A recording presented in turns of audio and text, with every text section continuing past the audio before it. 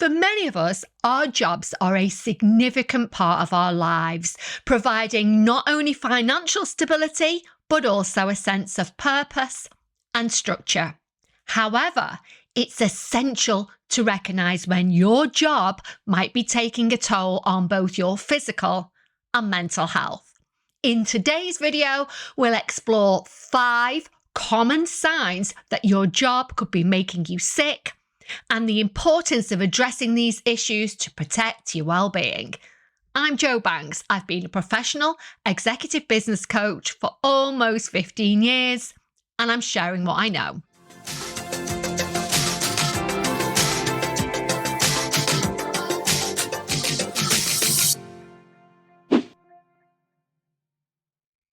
Before I get into the detail of today's topic, I would be so incredibly grateful if you could just take a moment to like, comment, subscribe, and hit that notification bell, because it really does make such a massive difference to helping me build this channel. So I really appreciate it if you do that. In our fast-paced and demanding lives, stress is almost inevitable. And while stress can serve as a motivator in the short term, chronic stress can silently erode our physical and mental health. It's essential to recognise the signs of chronic stress, as they often manifest physically, offering a crucial opportunity to address the underlying issues. I've discussed how stress affects us in a previous video, number 19, how stress is affecting your life and the surprising signs. I will leave the details in the description below. I really recommend you go and have a look at that. Essentially, when we're stressed, our brain thinks that we're under attack. The same defense mechanism that's always helped keep humans safe from physical attack, our fight, flight, freeze stress response, is exactly the same one that kicks in response to panicking, overthinking, and feeling overwhelmed. Unfortunately, our brains cannot tell the difference between a real-life physical threat, think walking down the street in a dark night and hearing footsteps, and a perceived one. And so the adaptive, helpful fight, flight, freeze stress response that keeps us safe from physical attacks has become maladaptive in response to perceived threats, like getting an email from your boss, panicking about paying bills, or worrying about the future. When we panic, worry, or feel overwhelmed, our brain senses a threat and triggers cortisol and adrenaline in the same way as it would if someone were running towards us with a weapon. It can't tell the difference. To our brains, a threat is a threat, whether it's physical or whether it's perceived. That weird physical feeling that you get in your chest, stomach, throat, head, or even tingling in your fingers or your feet are those biochemicals, adrenaline and cortisol. It's those that are responsible for that feeling that you get. So cortisol and adrenaline get released to give us a 15-minute short burst of strength and energy to get us away from the physical threat. However, there is no physical threat. It's all perceived. And we're not moving. We don't get up. We don't use up those chemicals. And so they begin to build in our bodies and in our bloodstream. Over time, left unaddressed, these chemicals can cause severe mental health problems, heart disease, diabetes, and the list just goes on. It's important to note that excessive amounts of cortisol resulting from that chronic stress that we keep triggering causes inflammation in our bodies and constricts blood vessels. So let's take a look at the symptoms that could indicate that work-related stress might be making you sick. Number 1, chronic fatigue. One of the most common physical symptoms of chronic stress is unrelenting fatigue.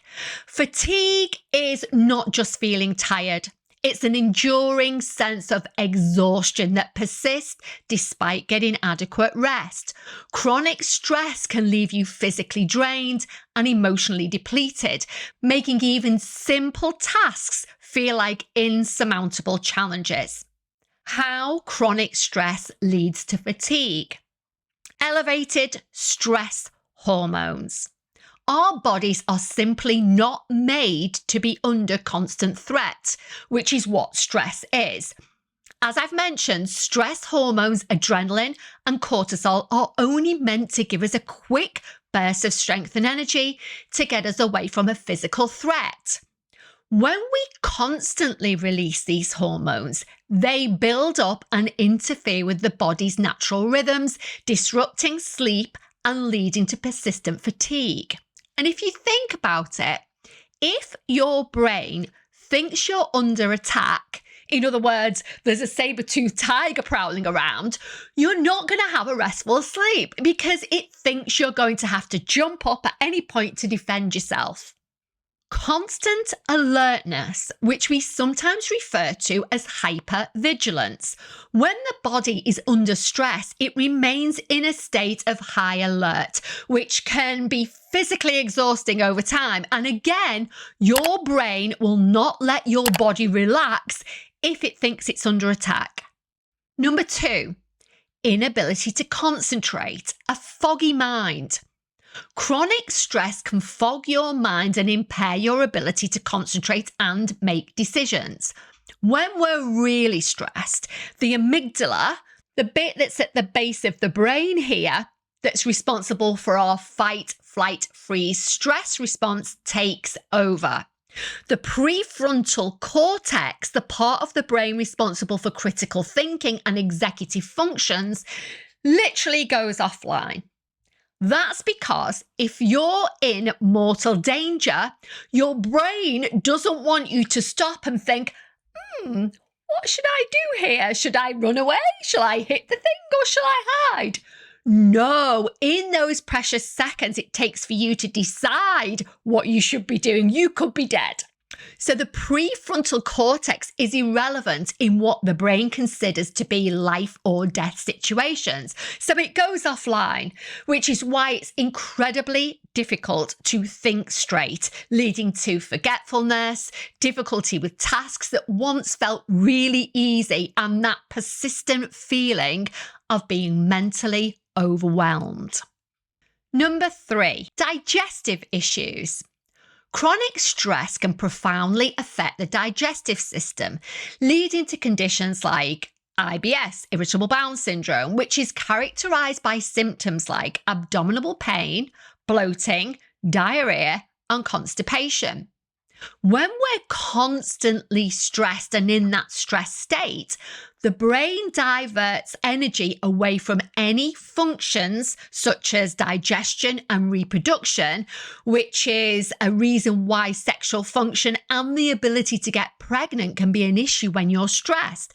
The brain won't want to bring a baby into a situation where it perceives that you're under attack. It makes no sense. So it diverts attention and energy away from what we call rest and digest functions and gives all that attention to immediate survival. How chronic stress causes digestive issues. The gut-brain connection. Stress disrupts the balance of gut bacteria and can lead to increased sensitivity in the gut, triggering IBS-type symptoms. Hormonal impact. Stress hormones affect gastrointestinal functions, causing inflammation and exacerbating IBS symptoms. In addition to this, and I know this isn't a very nice topic to discuss, but it's important, if your digestive issues mean that you urgently need to go to the bathroom when your stress response is triggered, that's the body's way of making you lighter to quickly run away from a physical foe. If you have the opposite and find that you're constipated, your body again is trying to keep you safe. After all, if you were being chased by a saber-toothed tiger, how safe would it be to get rid of your waste? It wouldn't, so your body holds on to it. Number 4, inability to regulate emotions. Regulating our emotions becomes incredibly challenging when we're under the influence of stress. Adrenaline and cortisol activate a heightened emotional reactivity, making it difficult to control our responses to triggering situations. That's also because the amygdala, which is responsible for our emotions, is in charge, not our critical thinking prefrontal cortex. Additionally, stress narrows our focus, causing us to hyperfixate on the perceived threat or stressor, leaving less mental bandwidth to manage our emotions effectively.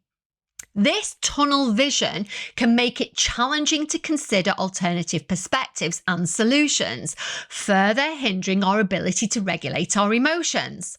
In numerous experiments into the effects of stress, even neutral faces appear to be threatening when we're in a heightened stress state. So, perfectly reasonable requests from our boss may feel completely unreasonable and like they're unfairly targeting us when we're in that chronic stressed state. Number 5, psychosomatic pain. Psychosomatic pain is the physical pain that's primarily caused or exacerbated by psychological factors such as stress, anxiety, and emotional distress. Stress can lead to a range of physical symptoms such as muscle pain, headaches, chest pain, back pain. Really common ones. Hip pain is another that I see quite frequently. How chronic stress triggers psychosomatic pain. Muscle tension. The body's stress response leads to muscle tension, resulting in pain and discomfort, particularly in the neck, shoulders, and back as we hunch up. Chest pain. Anxiety and stress lead to psychosomatic chest pain, often mimicking the symptoms of heart issues. Lower back and hip pain.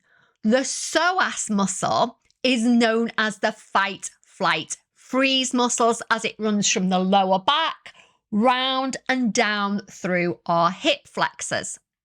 This muscle is responsible for running and kicking and gets activated when we trigger our stress response. But we don't use it.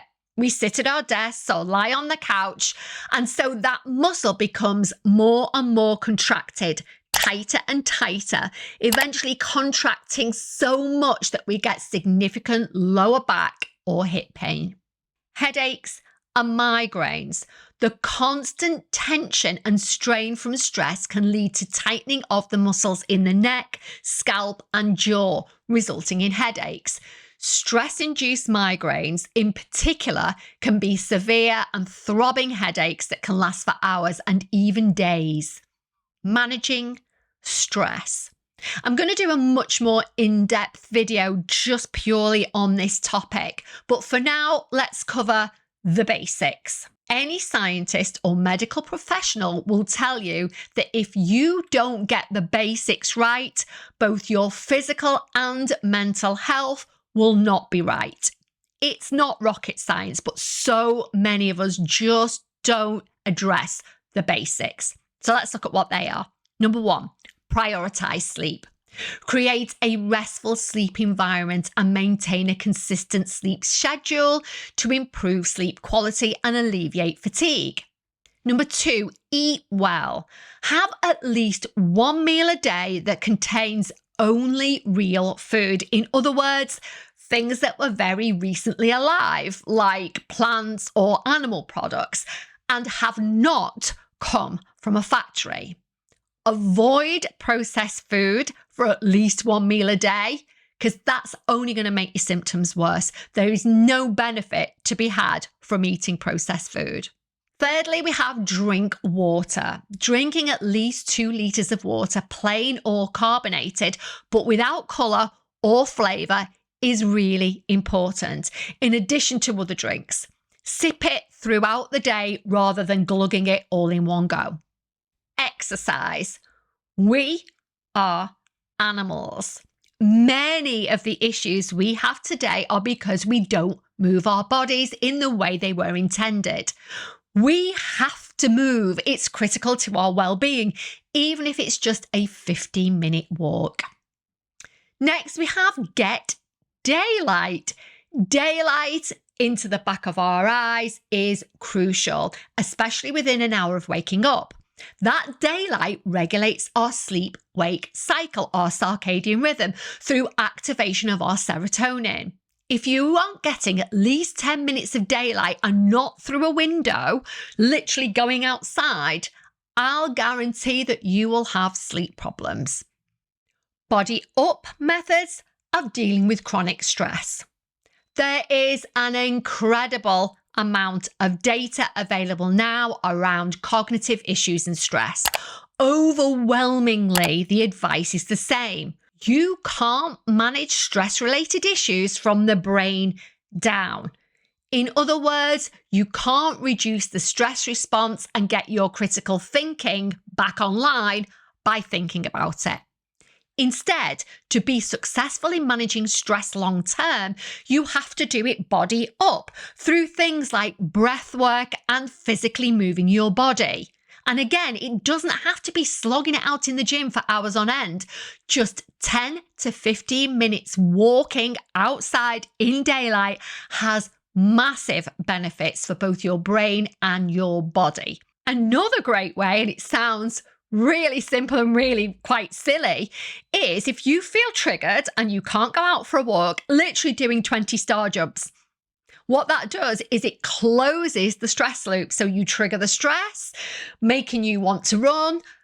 Use that energy up by doing 20 star jumps, provided that there's nobody around to see you and they don't think you're going crazy. And that should close the loop and make you feel much calmer because you've used up that energy, that adrenaline, and that cortisol. I'm going to cover all of this in detail in an upcoming video. So remember to subscribe and hit that notification bell so that you don't miss it. Once you feel more relaxed and more in control, then you can start to do some of the brain down activities such as journaling, meditating, self-hypnosis, yoga nidra, mindfulness practices. Of course, I would always recommend speaking to a professional therapist, coach, like me, mentor to help you look at workable solutions to overcome your stress. You don't have to live in this state. There is help out there. A particular speciality of mine in my coaching practice is working with clients who have chronic overwhelm and stress. I help them overcome it using education and practical tools and advice. Some of the stuff I'm sharing with you in my videos. The wrap up. Chronic stress is a pervasive issue that can profoundly affect both physical and mental well-being. By recognizing the physical signs, you can take proactive measures to manage your stress levels and seek support when necessary. Prioritizing self-care, practicing stress management techniques, and seeking out professional help when needed are all essential steps in mitigating the physical toll of chronic stress. Understanding these signs is the first step towards creating a healthier, happier, more balanced life that can help you build resilience and maintain your well-being in the face of life's challenges. What next? I could not be more thrilled with the way the channel is growing and for all your messages and comments. Thank you so much. If there is a topic you'd like me to cover, put it in the comments section below and I'll add it to the list. I read and respond to every comment, apart from the rude, mean or nasty ones. I won't tolerate bullies on my channel. They get deleted and banned. Each one of these videos takes up to 20 hours to write, record and edit. So I want to make sure that I'm spending that time wisely to give you content that's most useful to you. As always, please remember to like, comment, subscribe and hit that notification bell so that you don't miss a thing. Finally, thank you to everybody who watches until the very end and enjoy the rest of your day. Oh, and thanks for your continued support. It means the world to me.